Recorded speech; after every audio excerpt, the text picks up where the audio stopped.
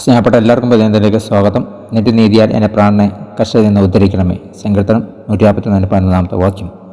സങ്കീർത്തനം 143 ദാവീദ് തൻ്റെ ജീവിതത്തിലെ ഇരുണ്ട അവസ്ഥ കഴിക്കുന്ന പ്രാർത്ഥനകൾ നാം കേൾക്കുന്നു. ഇതിൻ്റെ യഥാർത്ഥ സംഭവം വ്യക്തമല്ല, എങ്കിലും ദൈവത്തോടുള്ള തൻ്റെ പ്രാർത്ഥന സത്യസന്ധവും പ്രത്യാശജന്യമാണ്.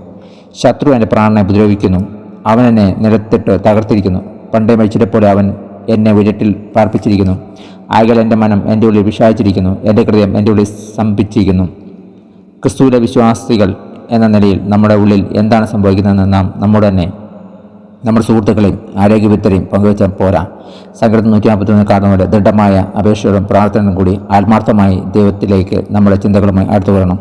നമ്മുടെ രണ്ട് അവസ്ഥകൾ ദൈവത്തിന് മാത്രം ഉത്തരം നൽകാൻ കഴിയുന്ന ജീവനും വെളിച്ചവും ഏകുന്ന ആത്മീയമേറിയ പ്രാർത്ഥന അവസരമായി മാറാം. നിങ്ങളുടെ ഇരുണ്ട ജീവിത കാലഘട്ടത്തിൽ നടുവിൽ നിങ്ങൾ എങ്ങനെയാണ് സാധാരണ പ്രതികരിക്കുക? നിങ്ങളുടെ കഷ്ടപ്പാടുകളെപ്പറ്റി നിങ്ങൾ തന്നെയും മറ്റുള്ളവരെയും ദൈവത്തോടും സത്യസന്ധത പുലർത്തുവാൻ കഴിയാത്തത് എന്തുകൊണ്ടാണ്? പ്രാർത്ഥിക്കാം. പിതാവേ, അങ്ങനെയുള്ള എൻ്റെ ബലവും പ്രത്യാശയും പുതുക്കണമേ. ഇരുണ്ട നിമിഷങ്ങൾ എന്നെ അകമേ നിന്നും പുറമേ നിന്നും ക്ഷമിപ്പിക്കുമ്പോൾ പ്രാർത്ഥനയിലൂടെ അങ്ങയിലേക്ക് വരുവാൻ എന്നെ സഹായിക്കണമേ. Thank God. God bless you. പുതിയ ദിവസം പുതിയ അനുഭവങ്ങളെ ദൈവം നൽകട്ടെ. God bless you in Jesus name. Amen.